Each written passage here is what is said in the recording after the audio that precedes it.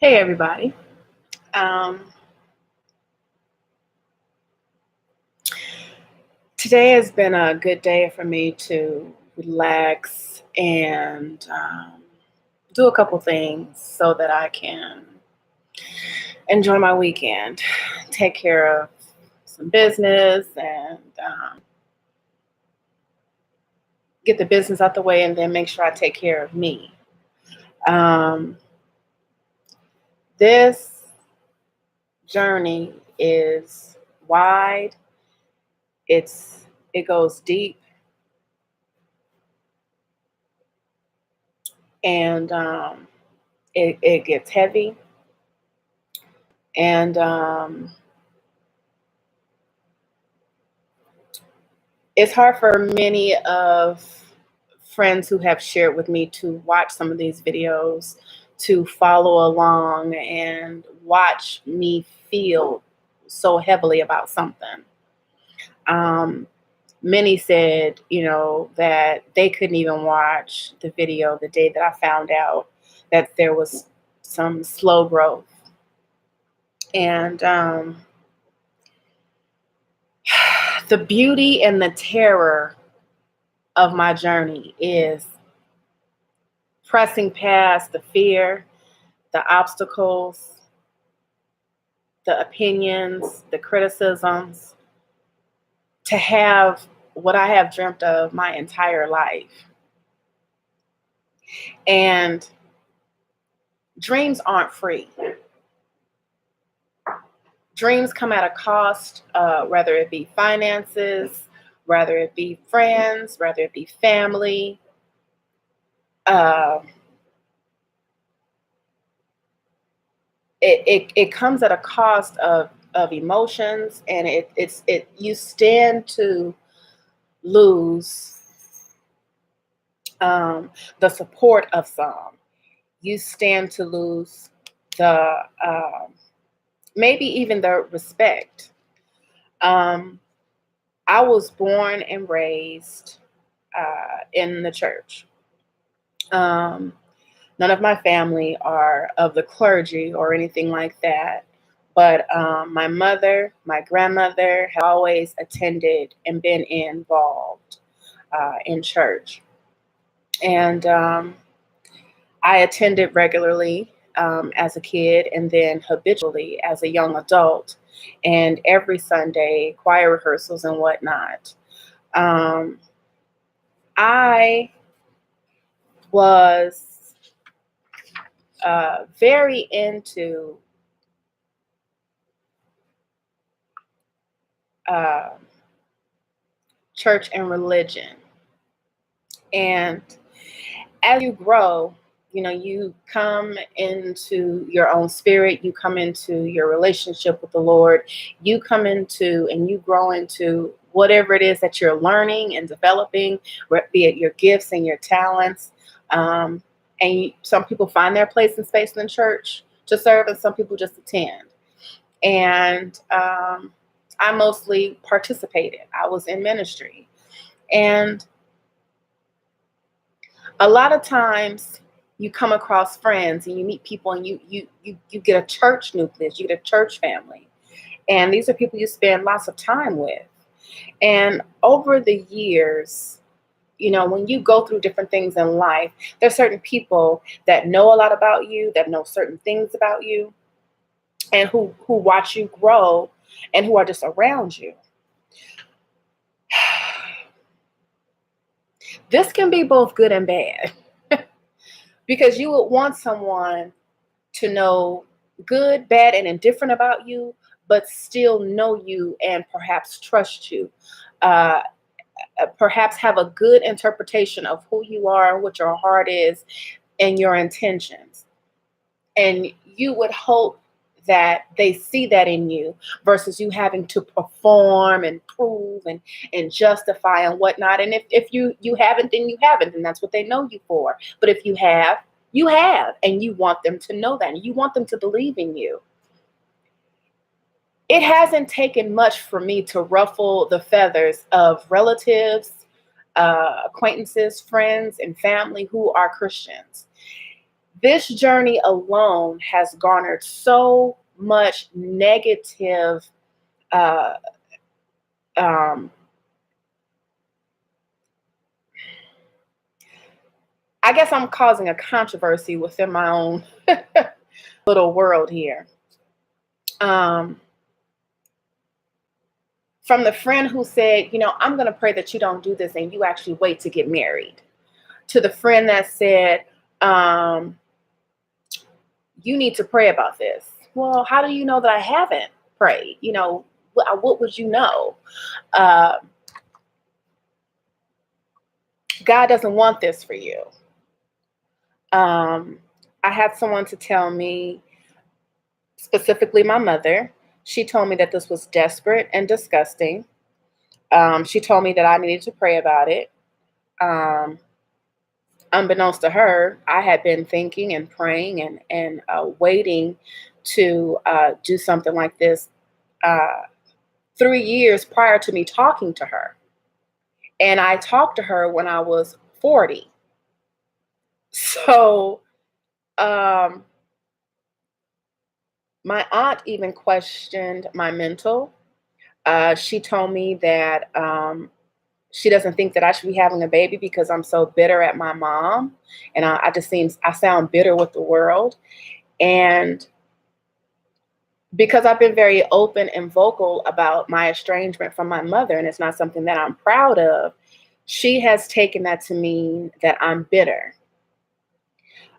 Being hurt and being disappointed does not make you bitter. Being open and vocal and speaking about it does not make you mad at the world. Speaking a truth and telling the truth does not make you an ugly person when the truth is ugly. It has nothing to do with me. I don't believe that I'm an ugly person. I do not describe myself as bitter. I have come to an understanding, and I've decided that my mother and I do not have a relationship. We probably won't.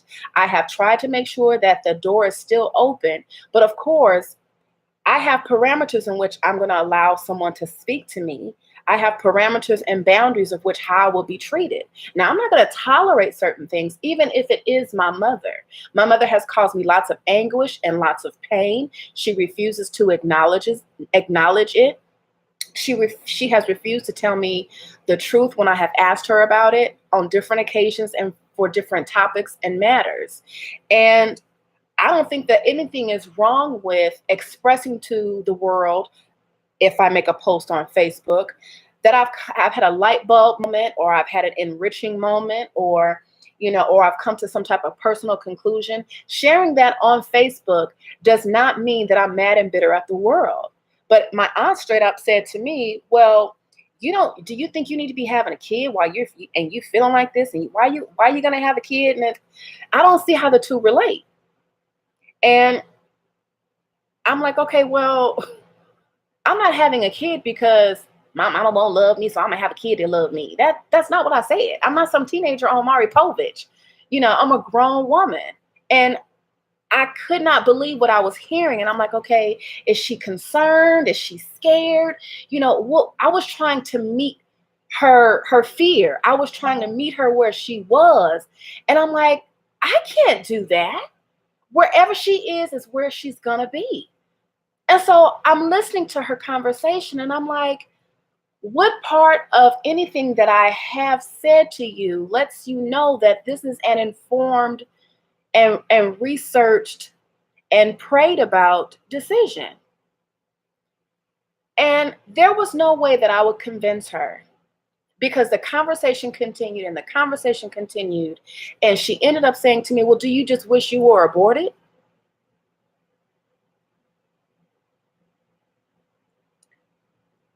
Just because my mother and I are estranged, and I did not have the privilege of getting truth from her, something I believe my mom should have shared, that does not say that I don't want to be here on this earth and that I want it to be aborted.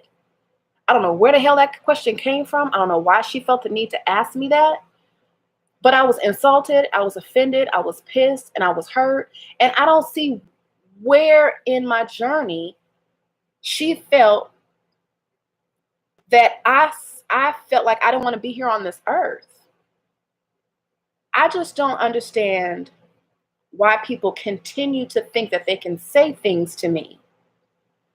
And especially when it comes to Christians and having a walk with the Lord and having a personal relationship with God, where they feel that they can interject that with what I'm doing. Only I have to know the relationship and what God has allowed me to do or talked to me or said to me. If that's personal, indeed it should that in fact stay personal. So telling me that I shouldn't have a kid because I'm mad at the world or I'm mad at my mother is basically telling me I'm not fit to go to work. I raise children. I take care of children every day for the past 20 years. So that to me, that does not equate. This journey has so many roller coasters and it has so many parts and it has so much that I have to balance and maintain and focus on and navigate through. And you would think that people, especially relatives and friends, you would think that they would either shut the hell up or just offer something positive. Or even if you are worried or you are concerned, at some part of your worry and concern, you got to let it go because I'm a grown woman. What part of being grown and making a decision does someone then come to me and say, you need to, God does not want you to do that. And I'm going to pray something opposite of what you just told me you're going to do. That makes absolutely no sense to me. So how do I continue to believe in myself when I'm a part of a religion, when I am of a Christian faith, and I get comments and remarks and questions from fellow Christians who are a part of my world or who had been a part of my world at some point? How does one confidently do and say and operate at what they're doing? And then you have people who will come to you or just offer you words that don't sound like they are coming out of love. And I don't like love coming to me in a well, I'm gonna come to you in love, but I'm actually hitting you below the belt. I don't like that. I don't like gossip in the name of prayer. I don't like criticism in the name of scripture. I don't do that to me. Don't come for me in a way that you're on some bull crap, because I'm gonna see through it. And then don't get mad at me because I see it and I say no thank you, or I push it and I give it right back to you. I don't have to justify anything that I have prayed about. I don't have to justify anything that's within my spirit. I don't have to do that. But yet and still, there are people who feel like they can do it and they can say it. Now, these are people that I may love or that I may like, or that may just turn on me in a conversation where it's like, okay, well, clearly I don't need to be talking to you about this. I decided to share my journey because I believe that there are some other women who are probably struggling with the same health issues or fertility issues. I started this journey thinking that videotaping it and vlogging it would help distract me from the fear of these needles. And then this turned into something that's really cathartic for me. I'm getting comments and messages that it's helping other people. It's helping other women who are going through it. And that's what I am enjoying doing. But I also did this because I didn't want to feel like I was completely alone in what I was doing. And I'm like, okay, well, I need some type of distraction. I need something that, I can have it as an outlet as I do this. And I thought I could get away with just a few people knowing, only sharing about it with a few people, and and just be in hiding and just stay in my place, go to work, come home, just stay in my place and do everything all alone. And I can do it. And then I realized I couldn't. This is too much to shoulder. And then I have people say to me, well, you wanted to do it. This is what you want. Well, this is what you're going to have to deal with. If you think that this hurts, wait till you have that baby. Dare I say, oh, I'm sore or I'm tired. Well, this is what you wanted. So obviously, from the feedback that I'm getting from certain folks is I deserve every pain, every discomfort, and every displeasure because this was something that I wanted to do. So don't you come complaining to me because this is what you wanted. I have had people say things to me that imply this is what you wanted, don't complain. So, how does one navigate this journey? Shouldering every emotion that comes with it, shouldering the opinions and the words that slip from people's mouths that I trust to have a conversation with or thought I could trust to have a conversation with. Does being a Christian and unconventional automatically cancel out me having prayed about it? Am I going against the nature of God because I want a family and I've reached a certain age? How can one make a conscious decision after researching this for, I think I started my research when I was 37. And I'm like, okay, how do I do this and know what I'm getting into? And then I did the research and then I was praying about it and thinking about it. And I wanted to wait until, I was in a position that was the most comforting for me. And it doesn't mean that I have $10,000 in the bank. It doesn't mean that everything and all my ducks are in a row. If I waited for all my ducks to be in a row, I would never cross the street. So being single and unmarried and going after a goal and a dream, it costs a lot. There's a huge toll on this road. And I often am hurt and just blown away. And I often wonder if because of how I'm choosing to have a child via IVF, if it's why I haven't heard from my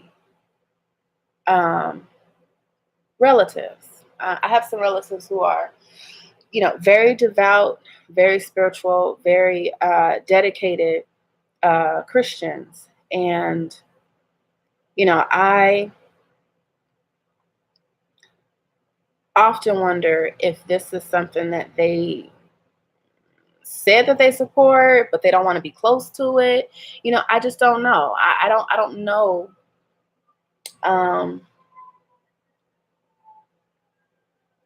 Why I thought that I had their support. Well, they said it, and then I have not heard from them. And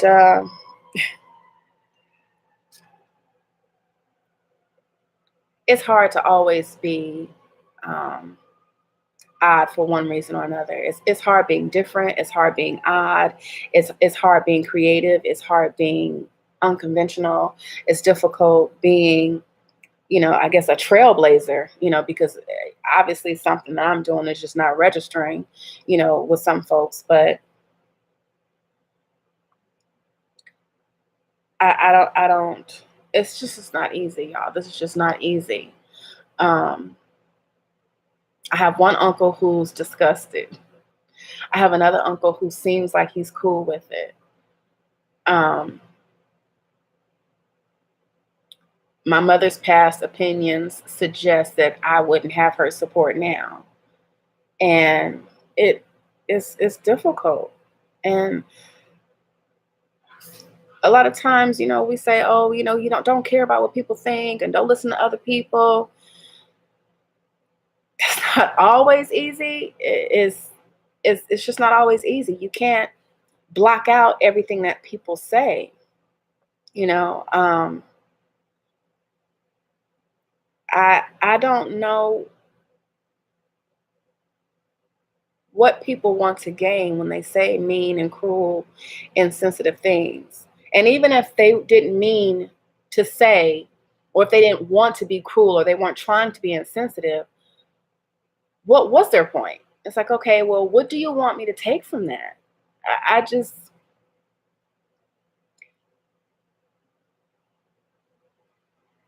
how is what I'm doing disgusting? Plenty of babies have been born out of wedlock through fornication.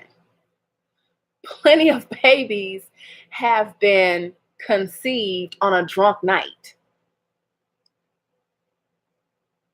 I'm paying thousands of dollars, hundreds of dollars to doctors, to sperm banks. That sperm was not cheap. So if I'm doing all of this, how is that disgusting? I mean, I'm disgusting and I'm desperate. Get the hell out of here. It just amazes me. It really amazes me. I wrote down a whole bunch of stuff that I've been told. And I I said I was gonna tell y'all. But I've already discussed my aunt, my uncles, my mother. But I'm going to try not to, put people on blast, because that's not what this is about. The basis of what this is about is to share with you guys how far and how deep and how wide this is, and why it's such an emotional toll. On one hand, you shouldn't discuss IVF with people, and then on the other hand, you're told you need support. What do? So you never think that you're going to hear something like that from your relatives until you actually say it, and then they say it back, and you're like, okay, whoa. Even if your relatives are who they are, and they might say something, or they might be a little bit jarred by it, you won't expect your own mother to tell you that you're desperate and disgusting. You won't expect your aunt to tell you that you're mad and bitter at the world and have no business having a kid. You wouldn't expect that your uncle would think that it's nasty, and just, I can't remember what the hell he said. And then my other uncle, he was just cool, because he's like, you know what, do your thing. You're taking care of yourself. I'm proud of you. All right, do your thing. It ain't my thing, but do your thing. Just, having people tell you, I'm a pray that this don't work and you do something else. What? Okay. Okay. I've had, some interesting things and interesting experiences throughout my entire adult life with some fellow Christians. And the way that one can survive it without going crazy, without losing their mind, without giving up religion altogether, is a big question to me, because I don't have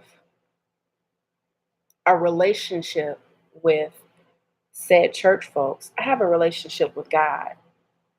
And religion and politics is something that doesn't always necessarily go together when you're at work or when you're around a certain group of people, because there's a myriad of values and morals and beliefs. And I don't think that anyone who knows me and who has watched me over the years should ever look me in my face and tell me that I need to pray about something, that I'm disgusting, that I'm desperate, that I need to stop in my tracks, rewind, go find a husband, then have a kid. I don't know who the hell they think I am, but I am not some fly off the seat of my pants, irresponsible chick. Apparently, I'm patient. I'm 45. Where does the impatience show itself? I was celibate through college because I didn't want to end up with AIDS and HIV and babies. I was celibate through college. There were times when I was celibate through my 20s and my 30s because I didn't want to end up in a position that I was uncomfortable, a statistic, or anything. Where is the desperation? 45, unmarried, and no children. Where the hell am I desperate? Please tell me. I don't, because I don't get it. If y'all see it, it's 3 of y'all here right now. If y'all see it, tell me. Anyone who has ever known me shouldn't be saying no crap like that to me. I don't appreciate it. And if I don't have someone's support, by all means, just leave me the hell alone. Just don't say nothing. This is hard enough as it is. I got enough pressure as it is. I'm trying to take care of myself. I'm trying to work. I'm trying to love on those babies that I take care of every day. And I don't need my mind working to keep out the things that people have said. It's a lonely life. It's a very lonely life. And I don't like being criticized because I say that I want marriage and children. And if it happens to come out of that order, then I'm something's not right. I don't think you're desperate at all. Thank you, Renee. I appreciate that. People will never understand what it's like to walk in shoes that they have not put on and laced up. And I found myself at times trying to show and prove that I was being as obedient and I was being held accountable and that I was trying to follow the word and I was trying to do this. I got so dizzy trying to prove myself to my Christian friends that I was not enjoying a personal relationship with God. And I think that's backwards. And now that I am enjoying and experiencing a personal spiritual relationship with God is when I'm called desperate and unconventional and going against the nature of God. And y'all don't know what the hell God told me and what he's allowing me to do. And if he's not, then what the hell do you have to do with it? Why does it bother you so damn much? What difference does it make? I'm not asking you to buy diapers. I'm not asking you to pay for these shots. I'm not asking you to pay my insurance premium. I ain't asking them to do a damn thing. But have the nerve to tell me how wrong I am for doing something with my body. This is my body. If I want to inject myself with hormones, is unnaturalness an issue? Go chase down a heroin addict and tell them how unnatural it is to be injecting themselves with drugs. You coming for the wrong one. I will never understand for the life of me why in the hell I ever called these people my friends. Because it was just manipulation and it was just translations of scripture. And when you go to someone for guidance, it's not that you're naive, you're following the person who's leading you. And so I shared that I believe that my pastor was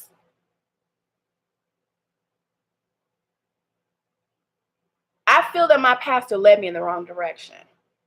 And that, I'm sure, is very disturbing and hair-raising to some people. I'm not saying who the pastor is, because that's nobody's business. But what I am saying is, I was threatened with scripture. I was told that I was going against the nature of God. I was told that God does not want me to do that I need to wait no matter what. If you want a child, then God is going to give you a child, but you need to wait for a husband. If you freeze your eggs or if you do something that's out of that order, God is going to.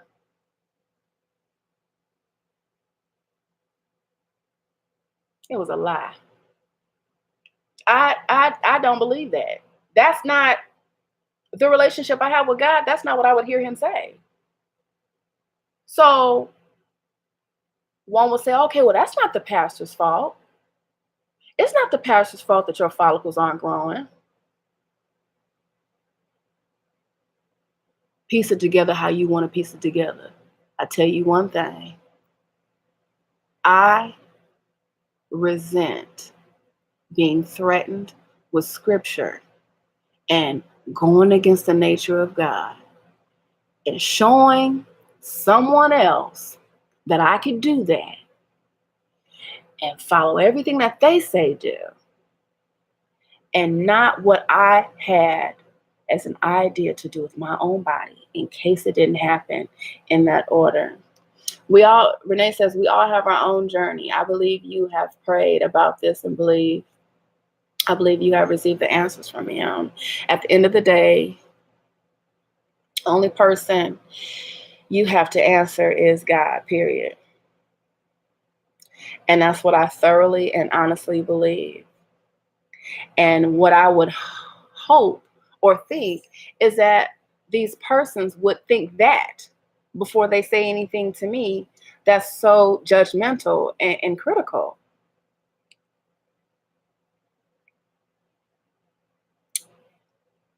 You would think that the people don't even know me as a person or a woman with the things that they've said.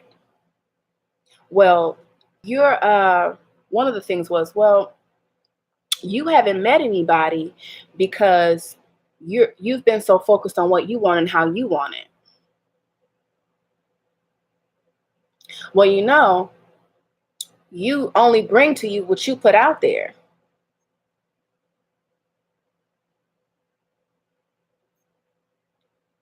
Okay. Where the hell I get that from? And how do they know what I'm putting out there? It's like, what?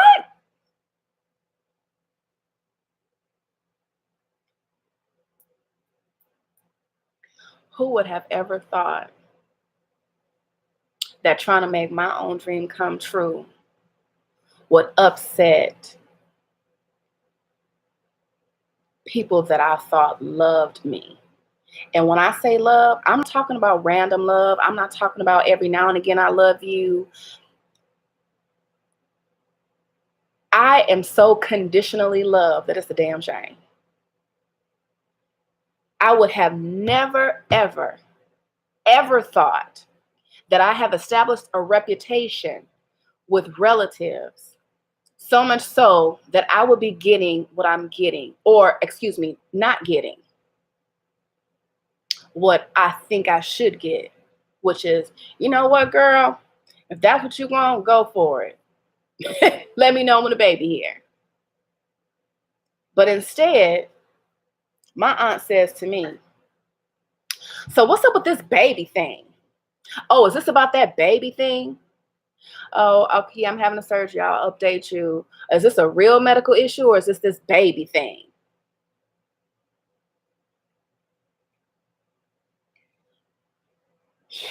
How could I hand my child over to someone who called it a baby thing? And every time she referred to this journey, every time she said something about it, every time she made reference to it, it was with this nasty tone. This baby thing. Oh, is this about that baby thing? So what's going on with this baby thing?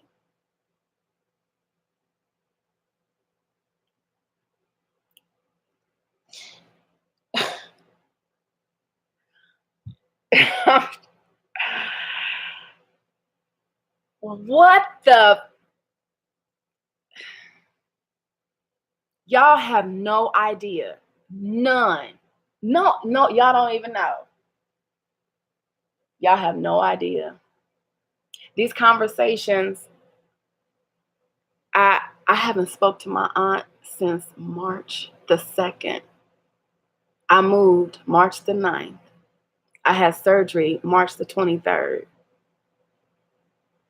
I have had a lot going on. And it hurts me that I haven't talked to my aunt. I talk to my aunt every couple weeks and check in, and she'll check in with me. I got a dry text message from her saying, your uncle wants your phone number.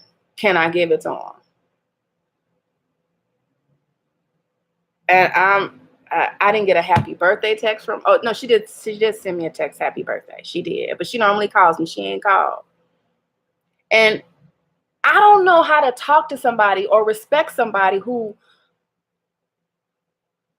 said stuff to me like that. How do I talk to somebody who doesn't respect me as a grown person? How do I do that? Like, okay, I kept getting slapped with the scripture. Oh, well, you know, honor thy mother so that thy days might be long. Keep reading. Parents, provoke not thy child to wrath. Come on. I mean, like, oh my God.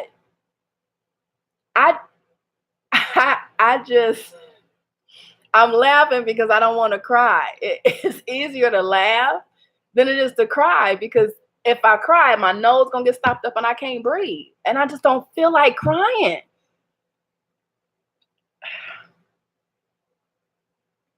I miss my auntie. And there's a huge gap there, because if I call, I'm gonna have to kiss the brass ring. And I'm supposed to act like that conversation didn't happen. All I can think is, oh well, yeah, she ain't calling me because she mad at me. Yeah, Kim mad, so she ain't calling. You know, she's so sensitive. I'm just assuming that this is what she could be saying to herself. But the thing is, how else am I supposed to take that? How else am I supposed to take somebody saying, oh, excuse me, saw some linen, this baby thing, and oh, would you have rather been aborted since you're so bitter about your mama?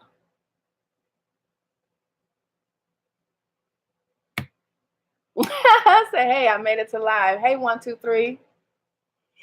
Renee says, everyone that starts the journey with you will not be around to see it to completion. You're right. You might have to shake the dust off your feet and just keep it moving. KIM is what I do. I keep it moving. That is so right. You are right. And I have the fortitude to do that, but I've got to be honest. It's painful. It hurts. It's only so much I can ignore. And to keep cutting people off and keep ignoring people and dropping it off and just pushing past it and just to keep doing like this, that's a lot. I am keeping it moving. I believe that I'm keeping it moving. But when I sit up here, it's like I think about my mom. I think about my aunt. You think about people. And it's hard to cut off family. And it's like, even when they're toxic and no good, it's hard to just be like, oh, okay.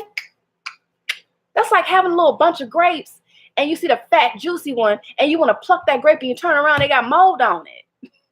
Like, I don't know if that was a good analogy, but it's like when you see a good part or you feel a good part or a comfortable part and then it's not comfortable, it sucks. It just sucks.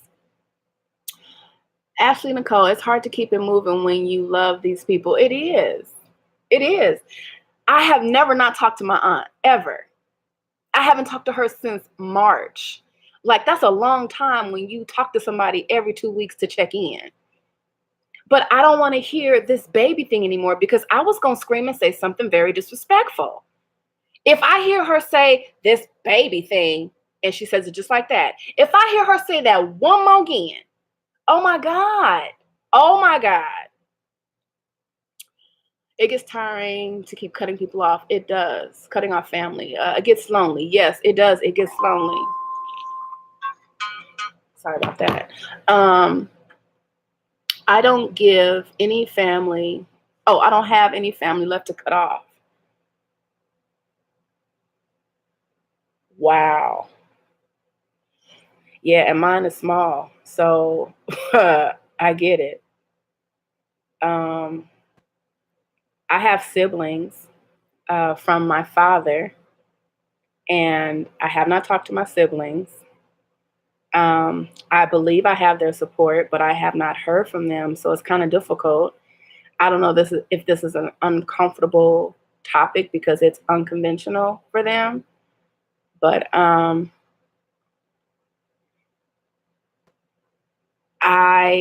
I was the last to like send a text, leave a message, and I just haven't heard back, and it's just like I don't want to have to keep like hunting down people who obviously look busy, but it's like, gosh. Bitterness has nothing to do with the desire of wanting to be a mother. Completely opposite ends of the spectrum. I agree, Renee. 123 says, I don't talk. Oh, don't talk to her until after this baby thing. Don't talk to her until after this baby thing is done and she can't say it anymore.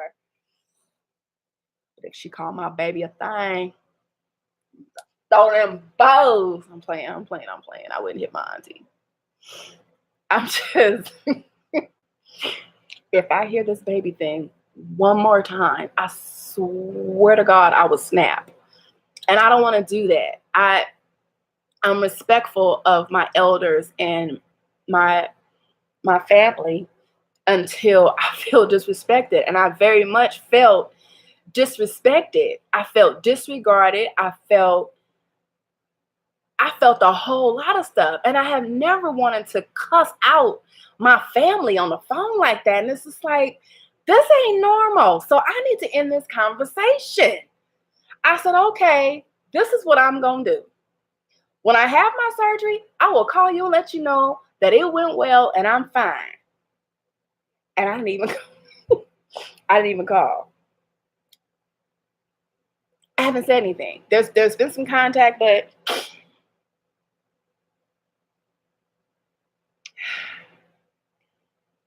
I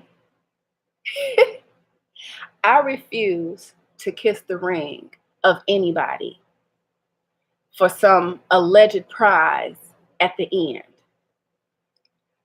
I have not asked my family for money in years.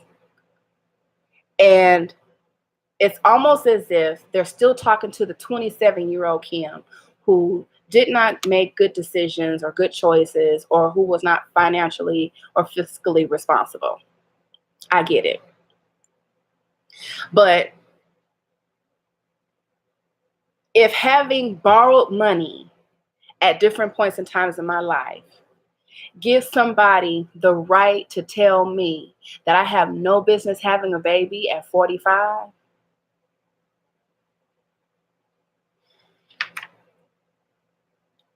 that's conditional love from family that I do not want.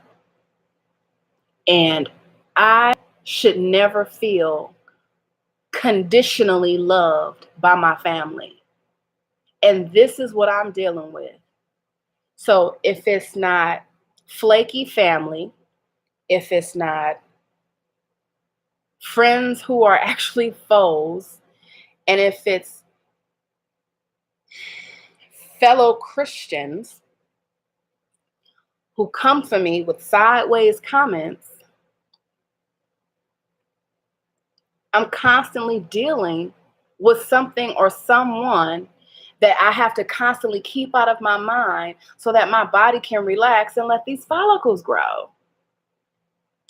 Ashley Nicole says, is your aunt like a mother to you? Does she replace the relationship that you don't have with your mother? If this is TMI, okay, not to answer. There were lots of times when my aunt filled in where my mother did not. And it was in elementary school, and like she taught me stuff, and then she made me little clothes and outfits when I was in elementary school. She taught me like my please and thank yous and no thank yous. And when I was in college, like she made sure I had a pillow, some sheets, and stuff like that.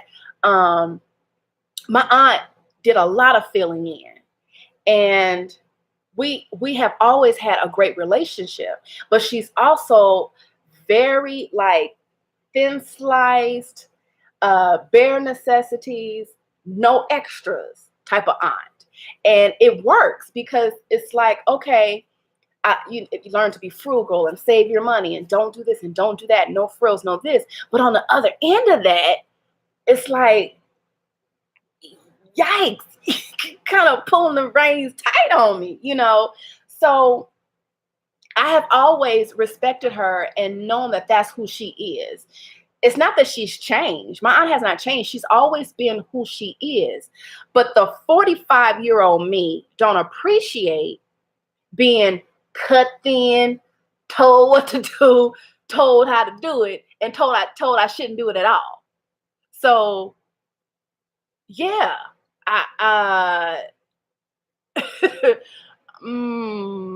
expert writer says it comes down to whether this is God's will for you or your will for you. If in your heart of hearts you believe that God's will for you is to be a single mother by choice, then tune it all the way out. Yeah. Tuning it all the way out is not easy. There are times when I can. There are times when it hurts.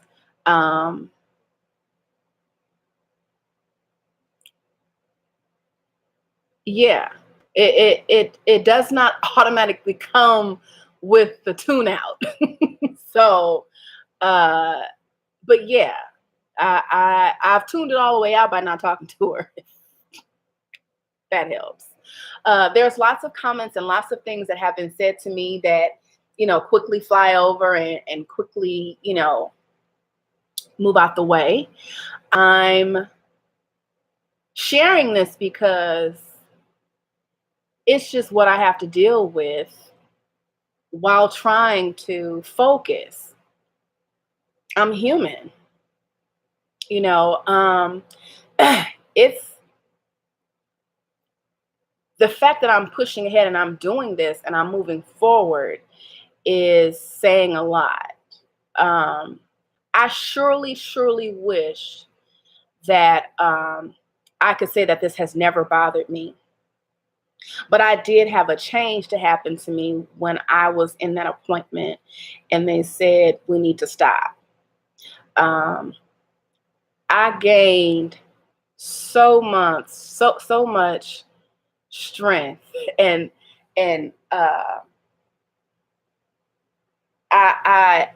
lost all efforts to give a F. So I'm all out of them. I'm good. You know, on the most part, I'm good for the most part. Not sideways comments. 123 says, you really want this baby and you are full of these hormones. Yes. And she seems to be calling your baby a thing. You want this baby and it is a life, very much so. And that's why I was offended. You know, this is an actual life that I'm trying to bring here. And once that life is here, you called it a thing. I don't like that. You realized how much you really wanted this baby. Wanting to be and volunteering to be a single mother is not something that people would have jumped out to do. I realize that. I don't like,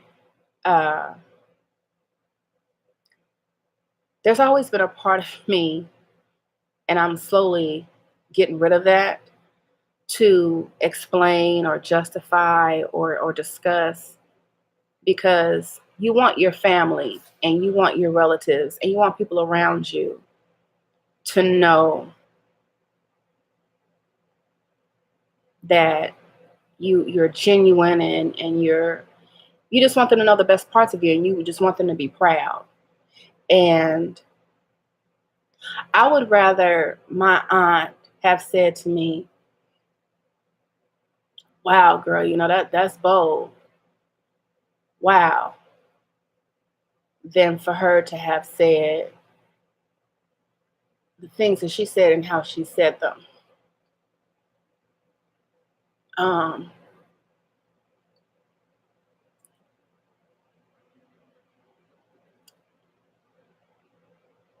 I feel comfortable with what I'm doing. I feel comfortable and confident about what I'm doing. I don't have any doubts or any hesitations.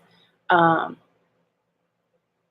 said that I was going to flow and roll with this. I said that I know that I have to deal with parts that are going to not be easy. I said I know I was going to have to deal with this by myself. I knew that it was going to have lots of parts that were difficult, but that does not mean that I'm not human. It doesn't mean that I can just shake off someone that says things to me like that. That it doesn't, those two don't go together in my eyes. I feel, and I'm human. And my aunt said these things to me before I was on hormones, but I just feel like I was not born with that fuse that keeps me from feeling or being affected by some things that people that I love, that they say to me. It's not easy to just brush those things off. And I have loved the people that I loved with genuine, heartfelt gestures. And I respect the people that I love, and I take good care of the people that I love. And it hurts when you don't get that back. It hurts. It hurt before the hormones. It hurts now. And I wish I had the back of a duck where everything just rolled off. It doesn't. Sometimes those things that people say to you, it repeats in your head, and it doesn't easily go away. And I'm the type of person that, and I joke around, I like to teach the world to sing in perfect harmony. I like to buy the world a Coke and keep it company. That's how I am. And even if I got to make the Coke in my kitchen by myself and serve them one by one, that's the type of person that I am.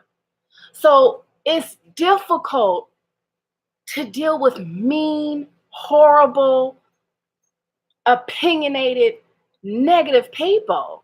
Sometimes I can just brush it off, but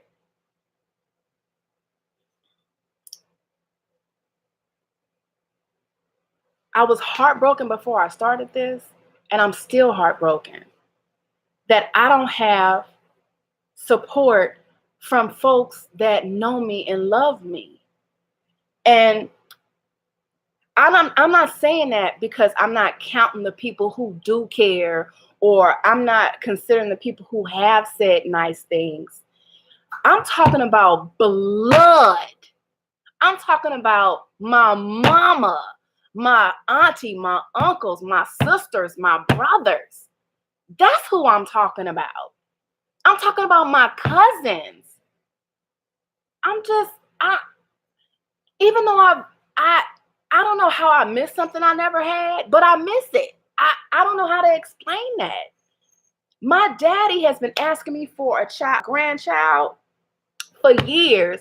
And I'm like, when I get married, daddy, when I get married, when I get married, daddy, when I get married.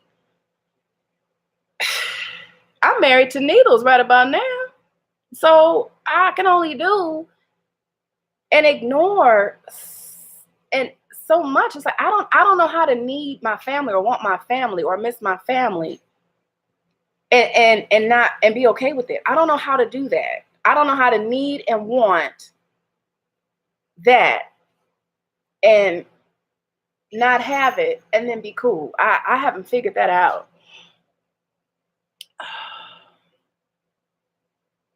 1, 2, 3. When they said to stop, you realize you never want to have to stop, right? You kept going and you made progress. I absolutely did, and I was very proud of myself when I decided to keep going. Renee says, it breaks my heart to hear and see your genuine pain. Renee, you are so sweet because you have always understood my emotions. And that's one thing that's great about having friends who do get it and who do understand. Even if it's just a random few, or even if it's just a collect amount of people that you know, it means a lot when someone gets it. And I know that it's hard for people to watch because I'm in Chicago and a lot of my friends and family are still back in LA. And I know it's hard for them to watch these videos because it's like they can't get here, they can't hug me and whatnot. And I get it. I get it. And I appreciate the love that I am getting from you guys. I do. And I'm not saying that it's not enough. I don't want to seem unappreciative of the people that do care. I'm not trying to count or exclude what I am getting. But when you need your family or want your family, it's just different. I can't explain it. I can't explain why I want my mama. I can't explain it. It's weird to me. I've never had my mama like that. I've never laid on her lap and cried with her. I can't explain it.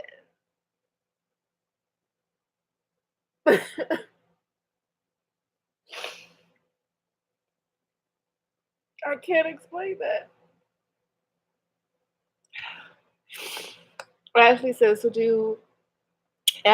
so do they rather you never have a family of your own? You deserve to have your own family and be a mother.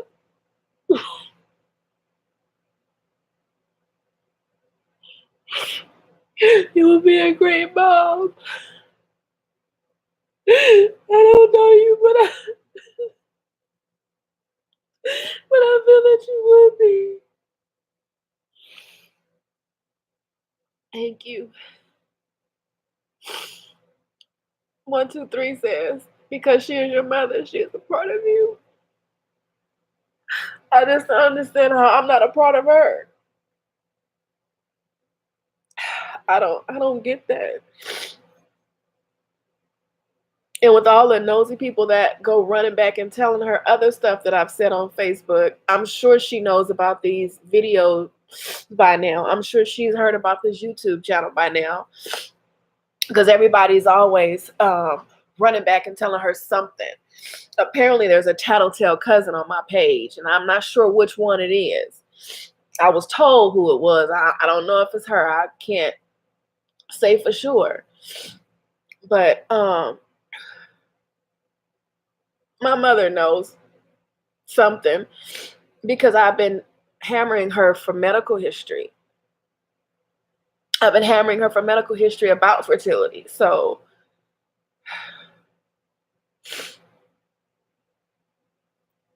she never bothered to say, well, hey, you were asking all those questions. What's going on? She didn't even ask me. She was just like, what you want to know this for? Hurry up and get it off. Hurry up and get off the phone. You know, it's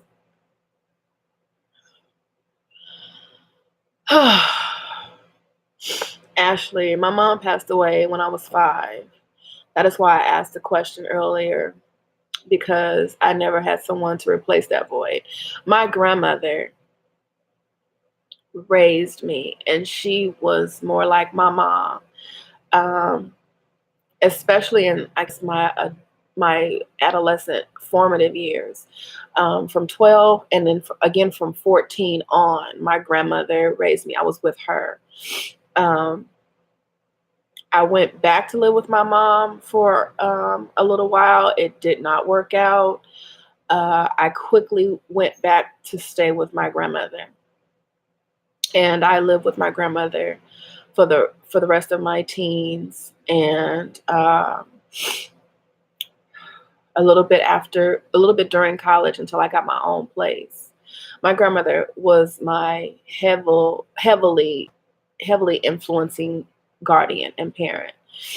And my aunt would fill in some gaps also there. So mainly it was my aunt and my grandmother. You are a part of her. Some of us are broken and incomplete as people and not prepared for the role of being a parent. Yeah. I found out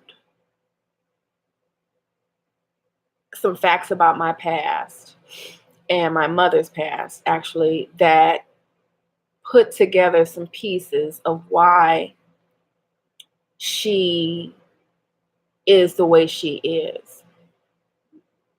And it made sense. And I just wish that she were able to just be upfront about it. In these cases, I'm a product of an affair. And there are cases where the mother emotionally abandons the child when the father has chosen his original family, or if he did not choose the woman.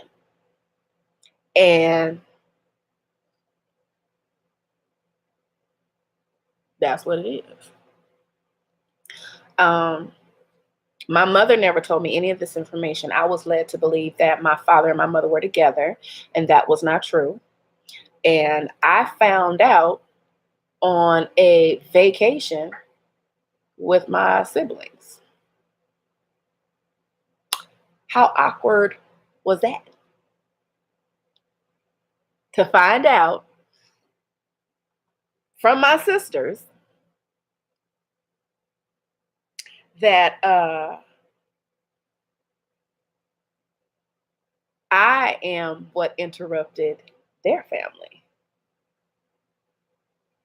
Yeah. So that's not something you want to find out on vacation for the first time that you ever spend time with your sisters.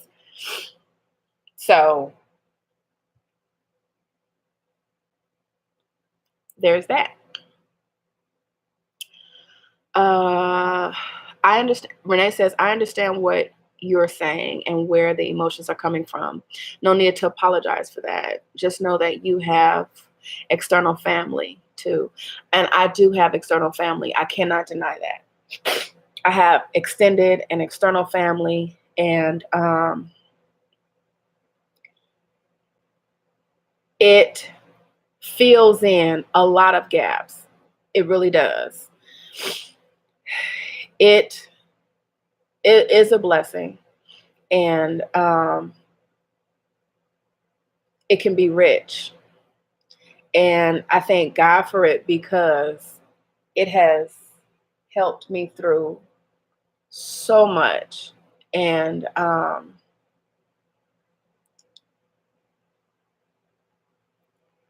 la carte love is what I call it. I've gotten a lot of a la carte love from different sectors and different spaces and phases throughout my life. And sometimes it's that just keeps you with the wake in the water. You know, it just keeps you pushing farther, fast enough and further enough just to make a wake in the water. And it gets you by and it gets you through. And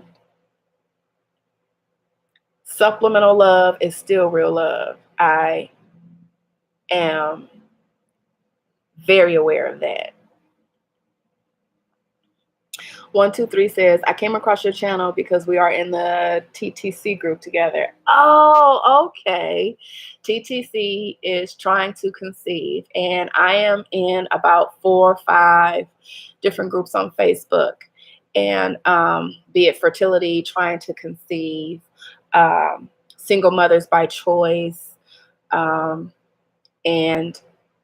it helps to be around and drop questions and answer questions and kind of just have a forum where you can share and talk about these things. And these groups have been very helpful because I have made side, little connects with these ladies, and be it talking about something else or the journey in itself, getting tips and getting, TTC over 35, perfect. It's been nice because you can actually chat with people who can relate to you and who are going through the same thing, different reasons, different struggles, different medical reasons, but you're all aiming toward the same thing.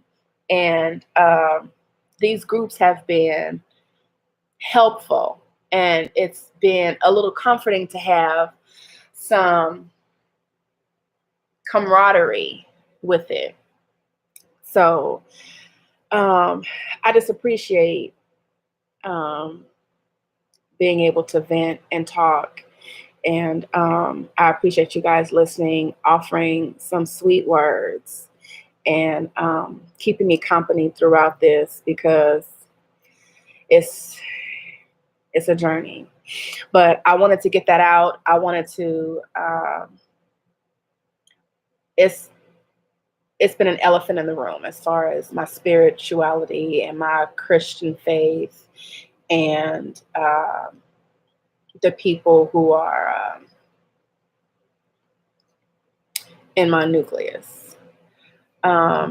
Thanks for the love. Thanks for the support. Thanks for watching. Thank you for subscribing. And thank you for ordering cookies. See y'all tomorrow. Peace.